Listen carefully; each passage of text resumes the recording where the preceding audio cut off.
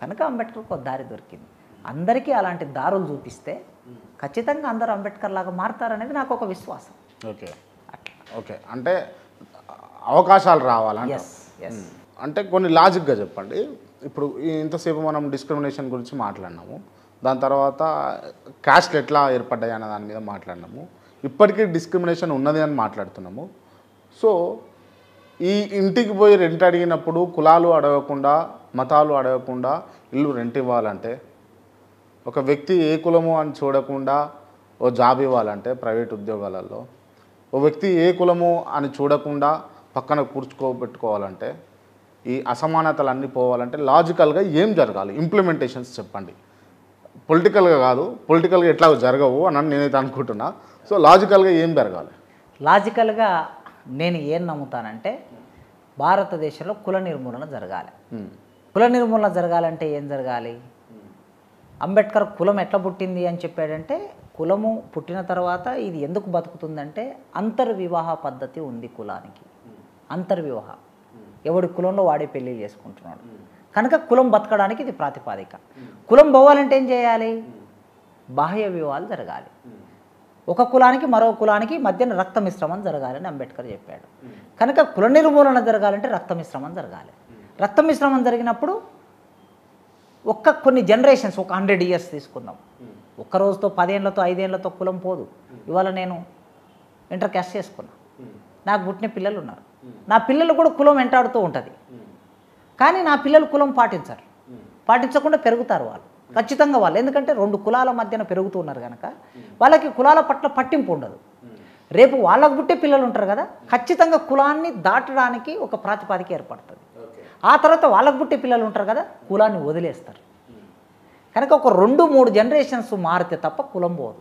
ఎప్పుడు బాహ్య వివాహం జరిగి రక్త మిశ్రమం జరిగినప్పుడు ఒక 100-200 సంవత్సరాల్లో కులం పోతుందనే ఒక విశ్వాసం అంబేద్కర్ వ్యక్తం చేశాడు, నేను కూడా వ్యక్తం చేస్తున్నా. అప్పుడు మాత్రమే చదువుల దగ్గర, ఉద్యోగాల దగ్గర, రాజకీయాల దగ్గర, కూర్చునే దగ్గర అన్ని చోట్ల కులం పోతుంది అనేటటువంటి భావన నాకున్నది. ఇది కాకుండా అంటే కులాంతర వివాహాలు కాకుండా ఇంకా కులాంతర వివాహాలు కాకుండా కులం భారతదేశంలో నిర్మూలన జరగదు. ఎంత ప్రయత్నం చేసినా జరగదు. ఎందుకు జరగదు అంటున్నానంటే, ఇప్పటి వరకు భారత రాజ్యాంగంలో ఎన్నో కొన్ని చట్టాలు ఉన్నాయి, కొద్ది మేరకైనా. అంటే ఒక్క నిమిషం సార్, పక్కనే కూర్చోబెట్టుకోరు, అవును, మాట మందలియడానికే ఇబ్బంది. అట్లాంటిది పెళ్లి పిల్లని ఎట్లా తీస్తారు, పిల్లగాన్ని ఎట్లా తెచ్చుకుంటారు? అదే సమస్య మీరు అడుగుతున్నది. అందుకే సమాజంలో ఏం రావాలంటే ఒక ఆర్థికపరమైనటువంటి మార్పు జరగాలి మొట్టమొదలు. అంటే ఆ స్థాయి ఆర్థిక అసమానతలు లేకుండా నిర్మూలన జరిగితే, ఈ ఆర్థిక అసమానతలు పోయిన తర్వాత ఇప్పుడు మనం ఒక మార్పును గమనిస్తున్నాం. ఏం మార్పు అంటే, కార్పొరేట్ కంపెనీలో పనిచేసుకునేటటువంటి పిల్లలు, విదేశాలకు వెళ్ళినటువంటి పిల్లలు, కులాలతో సంబంధం లేకుండా వాళ్ళు మనసు నచ్చితే పెళ్ళిళ్ళు చేసుకుంటున్నారు. ఇద్దరు సంవత్సరానికి 20 లక్షలు 30 లక్షలు ప్యాకేజ్ ఉన్నది వాళ్ళకి. ఇద్దరు మంచిగా బతకడానికి ప్యాకేజ్ ఉన్నది కదా, ఇది ఉంటే చాలు, మనసులు నచ్చినాయి, ఒకరినొకరు అర్థం చేసుకున్నామని ఒక చిన్నపాటి మార్పు జరుగుతున్నది. ఇది మొత్తంగా పెద్ద మార్పు, దేశాన్ని మారుస్తుందని నేను అనట్లేదు, కానీ చిన్న మార్పు. సో ఎక్కడైతే క్యాపిటల్ ప్రవేశిస్తుందో, పెట్టుబడి ప్రవేశిస్తుందో, మల్టీనేషనల్ కంపెనీలు ప్రవేశిస్తావో అక్కడ కులము సంబంధించిన పునాది కాస్త కదులుతుంది, కదలబారుతుంది. ఆ విధంగా భారతదేశంలో ఏం జరగాలంటే, దళితులని, బీసీలని సామాజిక హోదా రావడానికి కావలసిన భూమి, సంపద, భూమి మీద, సంపద మీద హక్కు వీళ్ళకి ఇవ్వాలి. సమానమైనటువంటి వ్యక్తులుగా వీళ్ళని తీర్చిదిద్దాలి. తీర్చిదిద్దితే ఇప్పుడు గుడిసెల వెంకటస్వామి ఉన్నాడు, ఆయన కొడుకులు ఉన్నారు. ఆయన కొడుకులందరూ కూడా వేరే కులం అమ్మాయిలని పెళ్లి చేసుకున్నారు. గుడిసెల వెంకటస్వామి 1000 కోట్ల ఆస్తున్నవాడు కదా, కనుక రాజకీయ నాయకుడు, 1000 కోట్ల ఆస్తులు ఉన్నాయి. ఇంతకు కావాల్సింది ఏమిటిగా? ఐఏఎస్ ఆఫీసర్లు వస్తారు నేచురల్గా.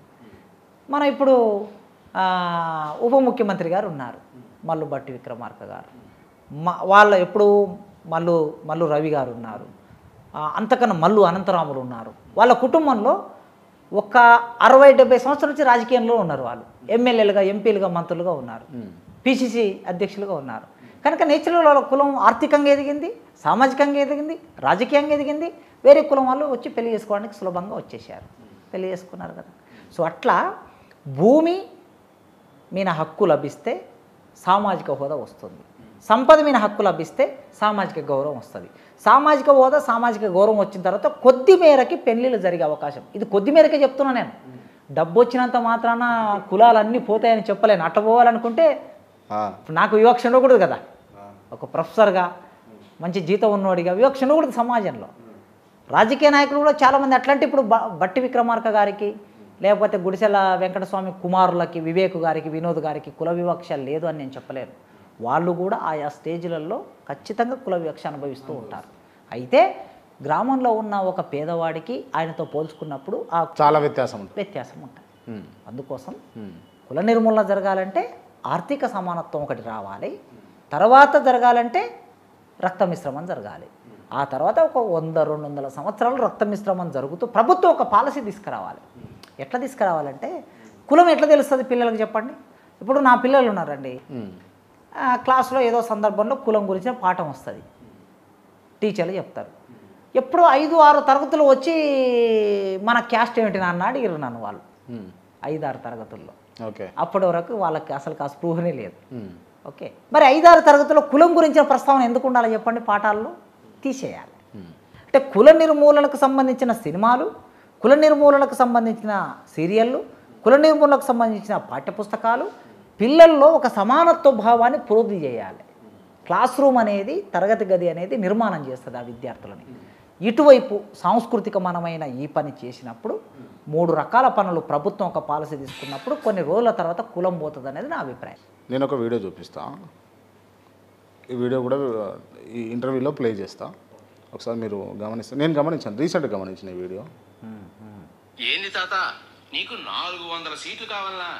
ఏ 400 సీట్లు వస్తే రాజ్యాంగాన్ని నీకు నచ్చినట్టుగా మార్చుకోనీకా, లేక మా ఎస్సీ ఎస్టీ ఓబీసీ రిజర్వేషన్ని తీసేనీకా? దేనికి కావాలి నీకు 400 సీట్లు? నువ్వు మెజార్టీ ఆశించేది మా కడుపులు కొట్టనీకే అని మాకు తెలవదనుకుంటున్నావా?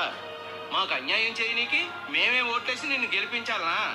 ఓ పెద్దయినా, ఇక మా వల్ల కాదు తాత, నీకు టాటా.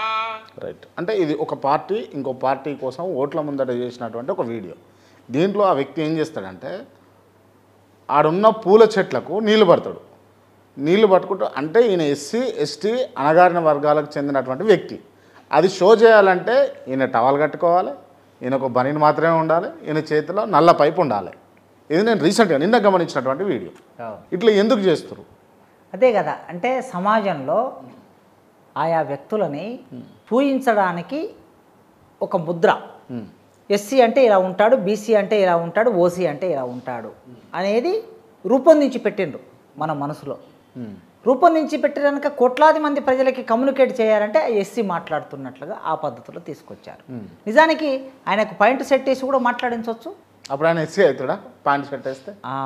అంటే మనిషిని రూపాన్ని బట్టే ఈ దేశంలో అతను ఏ కులం అనేది నీవు నిర్ధారణ చేస్తున్నావంటే ఈ సమాజంలో మన భారతదేశంలో కులం ఎంత పటిష్టంగా ఉందో మనకు అర్థమవుతుంది.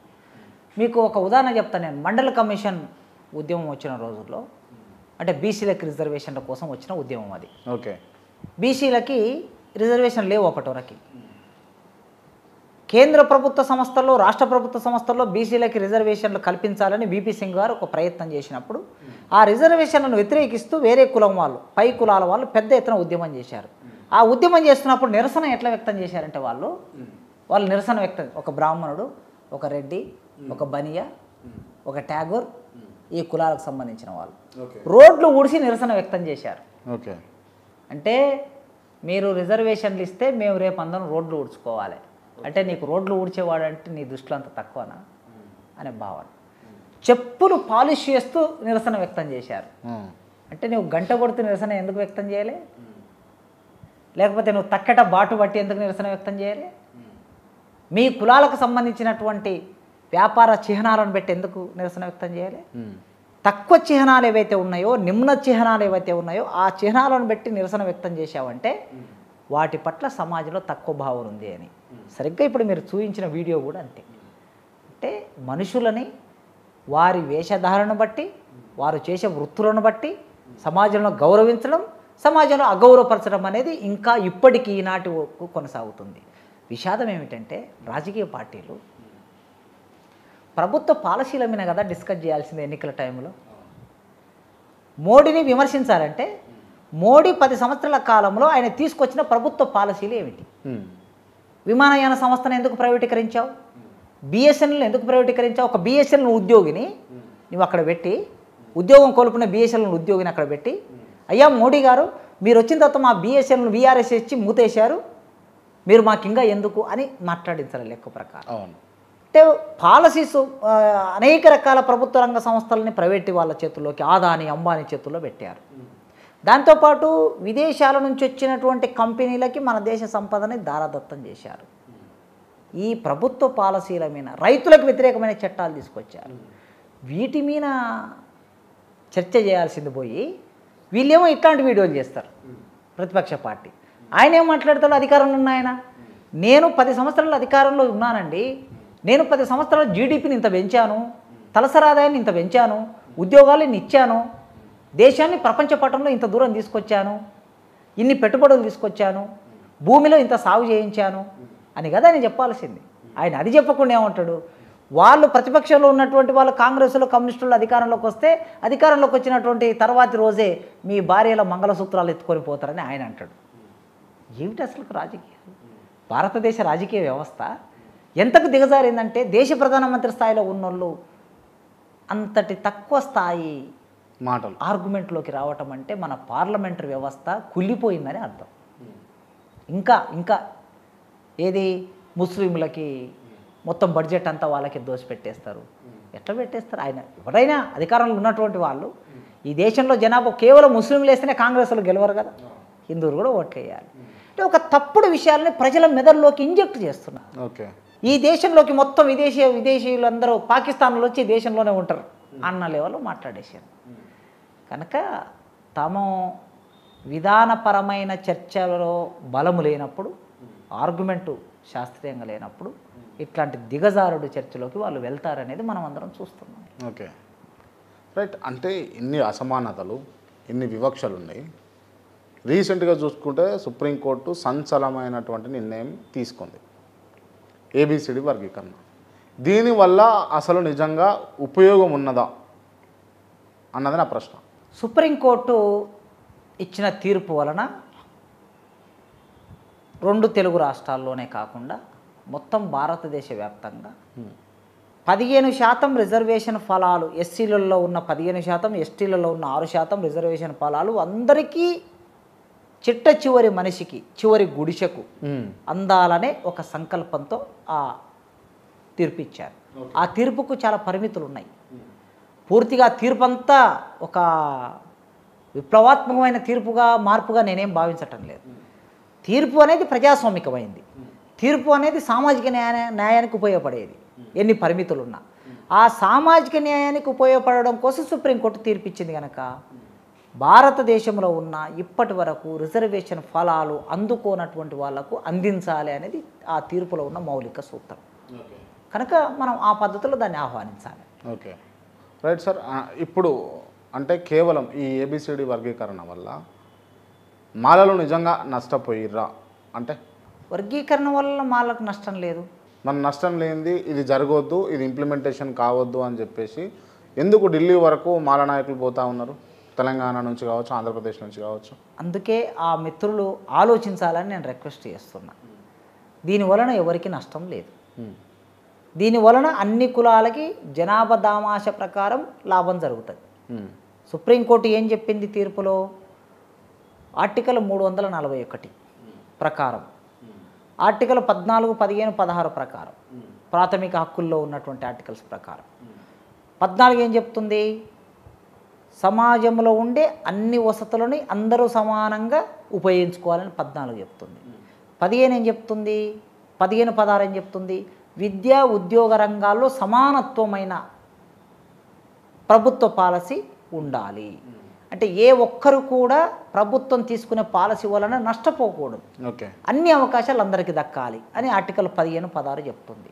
సో 14 నుంచి 16 ఆర్టికల్స్ సమానత్వాన్ని బోధిస్తున్నాయి. ఇవి ప్రాథమిక హక్కుల్లో ఉన్నాయి. ఆర్టికల్ 341, ఈ ఆర్టికల్ 341 కూడా సమానత్వాన్ని బోధిస్తుంది. ఆ సమానత్వాన్ని ఏం బోధిస్తుంది అంటే భారత సమాజంలో ఇప్పటి వరకు ఎస్సీలందరూ ఒకటే అని అన్నారు, ఒకటి కాదు. హోమోజినియస్ గ్రూపు అని అన్నారు, సజాతీయమైన గ్రూపు అని అన్నారు, కాదు. ఎందుకు కాదు అంటే ఈ ఎస్సీలకి అంటచబిలిటీ ఉంది, మొత్తం సమాజం ఎస్సీల పట్ల ఎస్సీలను అంటరాని వాళ్ళగా చూస్తుంది. కానీ వితిన్ ద ఎస్సీలలో కూడా అంటరానితనం ఉన్నది. వితిన్ ద ఎస్సీల్లో కూడా కంచం పొత్తు మంచం పొత్తు లేదు. వితిన్ ద ఎస్సీల్లో కూడా కల్చరల్ ఏకీకరణ లేదు. వాళ్ళలో తక్కువ చూసుకునే ఒకరు వండిన భోజనం ఇంకొకరు తినరు, ఒకరి ఇళ్ళల్లోకి మరొకరు వెళ్ళరు, ఒకరి నీళ్లు మరొకరు తాగరు, ఒకరి పండుగలు మరొకరు చెయ్యరు, ఒకరి దేవతను మరొకరు పూజించరు. ఇన్ని వేరియేషన్స్ ఉన్నాయి. ఇది విజాతీయమైనది, సజాతీయమైన గ్రూపు కాదు. అందుకోసం మరి రాజ్యాంగంలో ఉన్న 15% రిజర్వేషన్ అనేది ఒకరు ఇద్దరు 2 కులాలో 3 కులాలో లేదా ఒక కులం ఉపయోగించుకోవడం న్యాయం కాదు కదా. వీళ్ళు విజాతీయంగా ఉన్నప్పుడు చిట్ట చివరిగా ఉన్నటువంటి మనిషికి కూడా ఆ రిజర్వేషన్ ఫలాలు అందాలి అని ఆర్టికల్ 341ని ఆధారం చేసుకొని సుప్రీంకోర్టు తీర్పిచ్చింది. ఇప్పుడు షెడ్యూల్ కాస్ట్ ఎస్సీలలో ఉన్నది అంటే ఎక్కువగా ఎన్నో కులాలు ఉండేవి, కాకపోతే పేరు మోసిన కులాలు 2, ఒకటి మాలలు, ఒకటి మాదిగలు. చాలామందికి డౌట్ ఉండొచ్చు, అంటే ఇప్పుడున్న పరిస్థితులను అనుగుణంగా చేసుకొని నాకేం తెలియదు కాబట్టి నేను ఈ ప్రశ్నలు అడుగుతా ఉన్నా. మాదిగలు ఎక్కువనా మాలలు ఎక్కువనా? అయితే తెలంగాణ రాష్ట్రంలో నేను జనాభా దామాష ప్రకారం అడుగుతలేను సార్, ఫస్ట్ మీరు వినలేదు. ఎక్కువ వాళ్ళు తక్కువ వాళ్ళు అంటారు. ఓకే, జనాభా దామాష ప్రకారం ఎక్కువ తక్కువలు కాదు మీరు అడిగేది, కుల వివక్ష సామాజిక ఎక్కువ తక్కువలు. మాలలు సమాజంలో మాదిగల కన్నా మేము ఎక్కువ అనే భావనతో ఉంటారు. సో మాదిగలు మాలోళ్ళ కన్నా తక్కువ అనే భావనతో ఉంటారు. వాస్తవానికి ఏది నిజం అందులో? అయితే ఇందులో నిజము అని చెప్పడానికి వీళ్ళు ఎక్కువ వాళ్ళు తక్కువ, వాళ్ళు తక్కువ వీళ్ళు ఎక్కువ అని చెప్పడానికి ఒక పాలసీ ఏమీ లేదు. అంటే ఇప్పుడు మనువాదం ఉంది, మనువాదంలో బ్రాహ్మణులు ఎక్కువ అని ఉంది రాశాను. అదే మనువాదంలో మాలలు ఎక్కువ సామాజికంగా రాయలేదు కనుక మనం చెప్పలేము. కానీ ఆచరణలో మాత్రం ఏముందంటే మాలలు మాదిగల్ని తక్కువగా చూస్తారు గ్రామాల్లో, అది అమలవుతున్నది. ఓకే, మాలలు మాదిగల ఇళ్ళకి రారు, వచ్చిన మాదిగల ఇళ్ళల్లో మాలలు భోజనం చేయరు, వీళ్ళు పెట్టింది వాళ్ళు తినరు. అంటే షెడ్యూల్ కాస్ట్లోనే ఇన్ని విభేదాలు ఎందుకు ఏర్పడ్డాయనంటే ఒక కారణం అంటే బ్రాహ్మణీయ కుల వ్యవస్థ చాలా బలమైంది. వీళ్ళు చాలా అటు ఇటు పోయి బ్రాహ్మణీయ కులాలనే అంటున్నారు అని అనిపిస్తుంది నాకు ఒక్కొక్కసారి. అవును, మూలం ఎక్కడుంటుందో అక్కడనే అనాలి. ఓకే, విత్తనం వదిలిపెట్టి చెట్టు గురించి మాట్లాడకూడదు. నువ్వు విత్తనం ఏది పెడితే చెట్టు అదే వస్తుంది, ఓకే, అదే కాయ కాస్తుంది. అందుకోసం ఈ భారతదేశంలో కుల వ్యవస్థని రూపొందించింది ఎవరు? బ్రాహ్మణీయ వ్యవస్థ, మనువాద వ్యవస్థ. కనుక బ్రాహ్మణీయ వ్యవస్థ, మనువాద వ్యవస్థ, నేను ఒక్కడినే కులం పెద్ద అని చెప్పుకుంటే సరిపోదు, కింది వరకు దాన్ని పగడుబందిగా నిర్మాణం చేస్తేనే ఇది బలంగా ఉంటుంది. ఎవడికి వాడు విడిగా ఉండాలి, ఐకమత్యం రాకూడదు. వీళ్ళ మధ్యన ఐకమత్యం వచ్చిందంటే నాకుండే స్థానం పోతుంది, నా అధికారం పోతుంది. కనుక ఈ అంటచబిలిటీ హైరార్కీ అనేది, నిచ్చెన మెట్ల వ్యవస్థ అనేది పైనుంచి కింది వరకు బలంగా రూపొందించుకుంటూ వచ్చారు. దాన్ని అందరూ అమలు చేశారు. ఓకే, అందుకే వితిన్ ద షెడ్యూల్డ్ కులాల్లో కూడా ఈ అంటరానితనం అనేది అమలవుతూ ఉన్నది. మాలలు మాదిగలు తక్కువ చూస్తారు, మాదిగలు ఇంకో కులాలను తక్కువ చూస్తారు. డక్కలోళ్ళు, సింధోళ్ళు, మాస్టోళ్ళు వీళ్ళందరినీ మాదిగలు తక్కువ చూస్తారు. డక్కలోళ్ళు వచ్చి ఇప్పుడు మాదిగోళ్ళు వేరే వాళ్ళ ఇళ్ళకి వెళ్ళి దూరం నిలబడి, అయ్యా నేను మాదిగారిని వచ్చాను, నాకు ఇంత అన్నం పెట్టండి, నాకు ఇన్ని నీళ్ళు పోయండి అని అడిగినట్లు, డక్కలోళ్ళు మాదిగోళ్ళ ఇళ్ళకి వచ్చి, అమ్మా నేను డక్కల దాన్ని వచ్చాను, నాకు అన్నం పెట్టండి అని అడిగే పరిస్థితి నేను నా బాల్యంలో చూశాను. రైట్, ఒక చిన్న డౌట్ సార్. డక్కలి జాతికి చెందిన వాళ్ళు డక్కలి కులానికి చెందిన వాళ్ళు కేవలం మాదిగ ఇళ్ళల్లో మాత్రమే అడుక్కోవాలి అని చెప్పేసి మన నిబంధన ఉందా?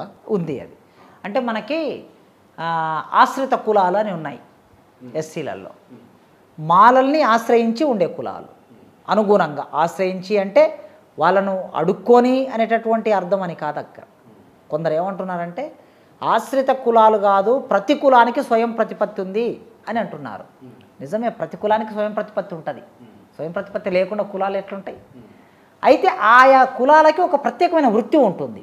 ఆ వృత్తి ఆ కులానికి సంబంధించిన ఐడెంటిఫికేషన్. అయితే ఆ వృత్తి దేని మీద ఆధారపడి ఒక త్యాగం అడుగుతారు. ఇప్పుడు డక్కలోళ్ళు ఉన్నారనుకోండి, జాంబ పురాణం చెప్తారు వాళ్ళు. ఓకే. సింధోళ్ళు ఉన్నారనుకోండి, వాళ్ళు కూడా సింధు భాగవతం చెప్తారు. సింధు భాగవతం కూడా జాంబ పురాణం చెప్తారు. ఈ జాంబ పురాణం వచ్చి ఎవరికి చెప్తారు? మాదిగలు. ప్రధానంగా మాదిగల్ని ఆశ్రయించి మాదిగ పెద్దలందరూ కూర్చోబెట్టి జాంబ పురాణం ప్రదర్శన చేస్తారు మా ప్రాంతంలో. డక్కలోళ్ళు కూడా ఏం చేస్తారు? ప్రతి సంవత్సరం మాదిగ పెద్దల దగ్గరికి వచ్చి వాళ్ళు కథ చెప్పి, మీరు ఒక 10 మంది పెద్ద మనుషులు ఉంటే వాళ్ళందరూ మనిషికి డబ్బులు వేసుకొని వాళ్ళకి త్యాగం ఇస్తారు. లేకపోతే భూమిలో పంట పండితే పంట ఇస్తారు. ఇట్లా ఉంది. జమిడీకి వేసేటటువంటి బైండ్లోళ్ళు ఉంటారు. బైండ్లోళ్ళు వీళ్ళు జమిడీకి వేస్తారు. ఈ జమిడీకి వేసే బైండ్లోళ్ళు ఎవరికి పూజారులు? మాదిగలకు పూజారులు. మాదిగల పెళ్లి జరిగినా, బొడ్రాయి పండుగ జరిగినా, ఎల్లమ్మ పండుగ జరిగినా, ఎల్లమ్మ ఎవరింటి దేవత? మాదిగలింటి దేవత. ఎల్లమ్మ వేరే ఇళ్ళల్లో కూడా దేవతగా ఉంటుంది, కానీ అక్కడ బైండ్లోళ్ళని రానివ్వరు. మాదిగల ఇళ్ళల్లో జరిగే కార్యక్రమాలకి మాత్రమే బైండ్లోళ్ళని రాని. మాది ఎల్లమ్మ ఉంటుంది, ఇంకొక ఎల్లమ్మ ఉంటుంది, ఇంకొక ఎల్లమ్మ ఉంటుంది. ఎస్, ఎల్లమ్మలు మళ్ళీ ఎవరి కులానికి ఆ కులం. గొల్లళ్ళకి ఎల్లమ్మ ఉంటుంది, ఒడ్డరుళ్ళకి ఎల్లమ్మ ఉంటుంది, మాదిగోళ్ళకి ఎల్లమ్మ ఉంటుంది. అయితే మాదిగ ఎల్లమ్మ వీళ్ళు పద్ధతులు వీళ్ళు చేసుకుంటారు, వాళ్ళ పద్ధతులు వాళ్ళు చేసుకుంటారు. పూజారులు ఎవరు? ఏ కులానికి ఆ కులానికి. భారత సమాజంలో ప్రతి కులానికి పూజారి వర్గం ఉంది. ప్రతి కులానికి. సాలోళ్ళు ఉంటే సాలోళ్ళకు పూజారి వర్గం ఉంటుంది, లమ్మడోళ్ళు ఉంటే లమ్మడోళ్ళకు పూజారి వర్గం ఉంటుంది, ఆదివాసులు ఉంటే ఆదివాసులకు పూజారి వర్గం ఉంటుంది, మాదిగోళ్ళు ఉంటే మాదిగోళ్ళకు పూజారి వర్గం ఉంటుంది. ఎందుకంటే శూద్ర వర్గాలలోకి ఆ పూజారి రాడు కదా, వీళ్ళ ఇళ్ళలోకి ఆ పూజారి రాడు కదా. ఆ పూజారి రాడు కనుక వీళ్ళు ఏం చేసిండ్రు? ఏ కులానికి ఆ కులం ఒక పూజారి వర్గాన్ని వాళ్ళు చేసుకున్నది. మరి అన్నప్పుడు బైండ్ లైన్ వచ్చి మాదిగలకు పూజారి వర్గంగా ఉంటాడా, వేరే బ్రాహ్మణులకు పూజారి వర్గంగా ఉంటాడా? కనుక మాదిగల దగ్గర వాళ్ళ యొక్క వృత్తులని, వాళ్ళ చిహ్నాలని, వాళ్ళ కళారూపాన్ని ప్రదర్శించి, ఇప్పుడు మాస్టర్లు ఉన్నారు.